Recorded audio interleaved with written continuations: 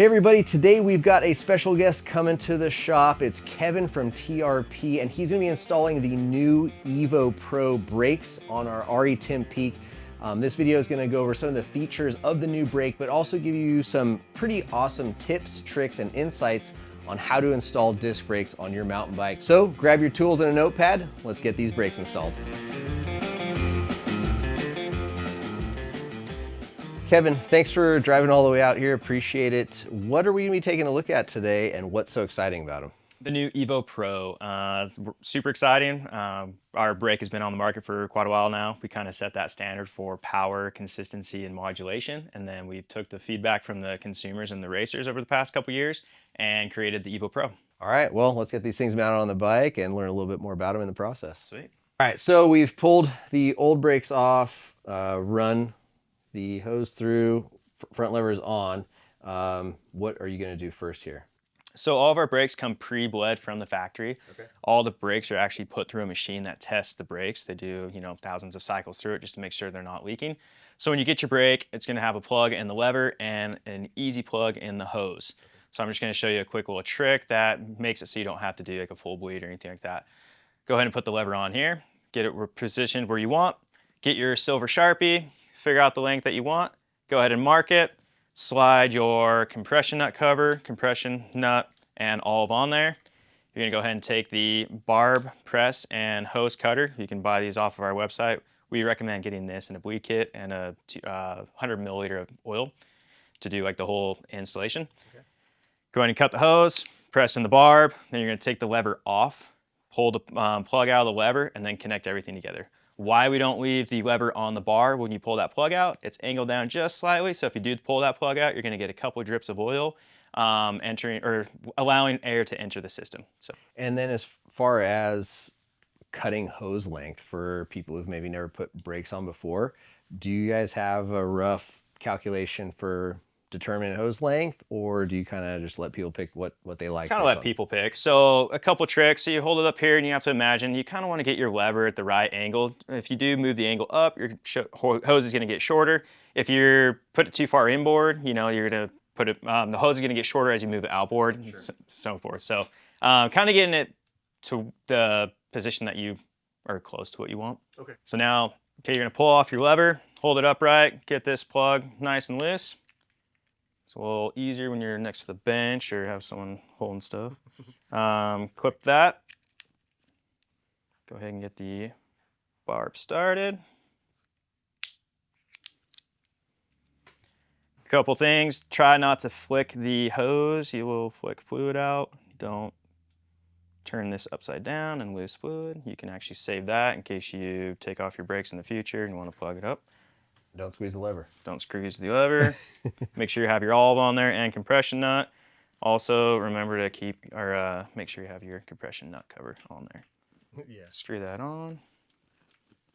Use your 8 mil.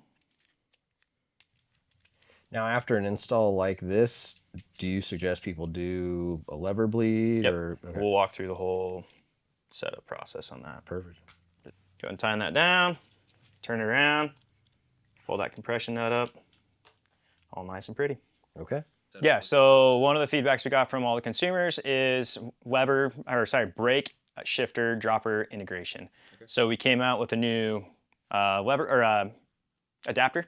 It can go on either side of the brake now.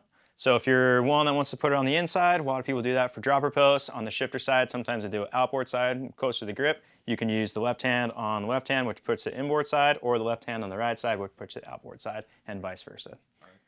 If you are using a Shimano setup, like EV, we do have a Shimano EV adapter for the right-hand side. Okay. So after you get your brakes all set up, the hydraulic line connected to the hose, the next step is what you're gonna wanna do. In the basic bleed kit, it comes with an extra little piece of hose. So you're gonna put a little bit of oil in there and hook it up to the lever. And after you do that, you're gonna get like an old rotor or pad spreader. Park Tool makes a pretty cool tool. I think Feedback also makes like a little makeshift rotor you can use. You're gonna use that to massage the pistons and then watch the oil come up and down, and then you're gonna get any last air bubbles out of the system to give you a nice solid lever fill. Okay. And you're gonna do that with pads in? Pads in, yep. Just make sure your tool or rotor that you're using is clean so you don't contaminate your pads. Okay. If you're worried about contaminating your pads and you have an old set, you can do that as well.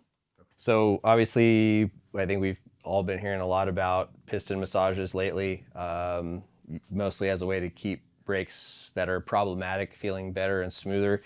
Is that something that people are going to have to do continually with these TRP brakes, or like how is the friction at the seals and all that stuff? Or is this just for setup to get any air bubbles out? For setup, it does get all the air bubbles out, kind of depending on weather. If you're somewhere where it's salty, really grimy stuff, I mean, stuff's gonna get onto your pistons, and it's nice to push those pistons out, clean them, and massage them again. The way hydraulics work is hydraulic pressure is gonna go to the least resistance spot. So if there's two pistons, let's say, that are a little bit more dirty, the other two pistons are gonna move more freely and continue to move more freely. So popping them out, cleaning them, and just massaging those pistons every once in a while just give you better performance in general. Okay. Brake rotor dust as well, I would imagine, right? Yep. Like, or brake pad dust. Yep, exactly. So one of like the big things we see is someone's having, faulty brakes, just not working that well. We get them in, the pistons are caked in that kind of grime. We clean them off, do a quick bleed, piston massage, and they work fine. So. Okay.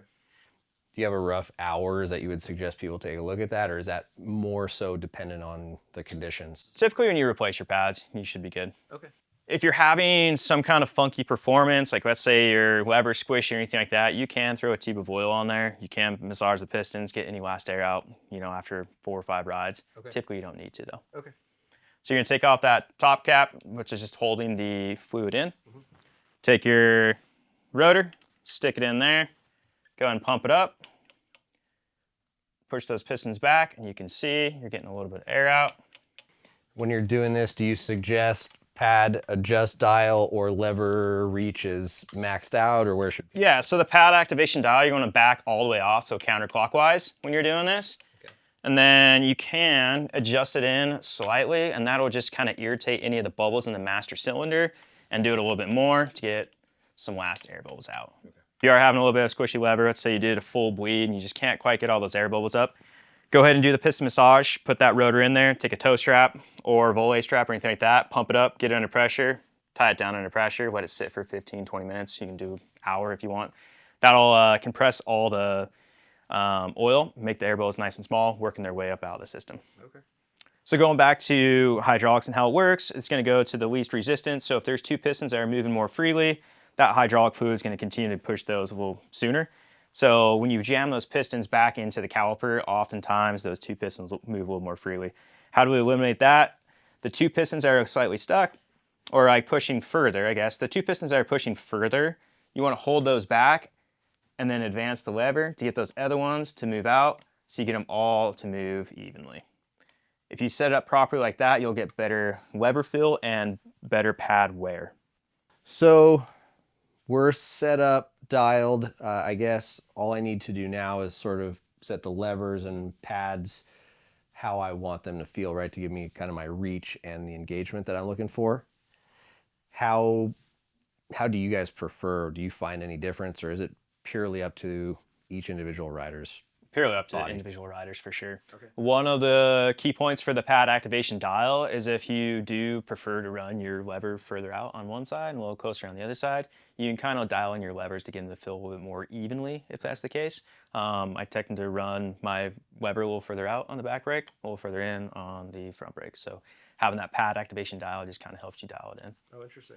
Okay. One other thing on the levers, ergonomics. So when you pull the lever a little closer to the bar, it's going to be more parallel to the bar, a little bit more comfortable for you riders that want to, ride with your lever closer to the bar. Okay. Also, clean cockpit routing. So now the routing goes parallel to the bar. So if you do have headset routing or just want that clean look, it kind of just pulls everything a little bit closer. Okay. Then I guess lastly, the bedding in process. What is that like on these? Yeah, bedding in their brakes are a super important process to get your brakes feeling good and a consistent feel. So the goal in bedding in your brakes is to get the pad compound onto the rotor. And how you do that is go around, you sprint, get up to speed, pull the brakes, don't come to a complete stop, let them go. You're trying to get heat, basically heat cycles into the pads and rotor. So get up to sprinting speed, brake pretty hard, don't come to a complete stop, let them go, let them cool off for a second, sprint again, do it again, do that 10, 15 times, and you should be good to go. Awesome. Well, thank you for coming out again and helping us with this install and teaching us about some of the new features and tech. For anyone who has questions or is going to be buying a set and installing them on their own bike, what can they reach out to you guys and get? Yeah, jump on our website. We have plenty of service videos on there, tips and tricks to set up your brakes. There's a whole MTB Puig procedure. There's a whole MTB install. So all those, everything I went through is online under a service video. If you don't get the answer that you're looking for, go ahead and shoot us an email, info@trpcycling.com. We should be able to get back to you within 24 hours. Okay, awesome. Well, thanks again, man. I guess we're going to go try and ride these things now. Sweet, sounds good. All right.